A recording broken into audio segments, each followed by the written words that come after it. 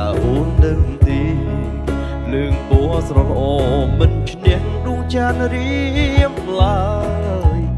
ទឹកអប់ក្រអូបសាយនៅឡើយចាញ់ក្លិនស្រូវទេណាមនុស្សស្រែដូចយើងគេរើសអើងនឹងពើមបងកឈូតែគេទាំងនោះសពថ្ងៃរួមព្រោះអ្នកណាមនុស្សស្រែដូចយើងគួរអើងគិតឡើងវិញកាលជីវាកុំតូចចិន្តាវាសនាមិនអាចទៀងទេអក្ខរាវិរុទ្ធសសិមិនមុតគុណដូចគេ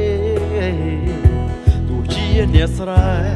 សូមត្រឹមតែមានចិត្តស្មោះសរទោះជាអ្នកស្រែសូមត្រឹមតែមានចិត្តស្មោះសរ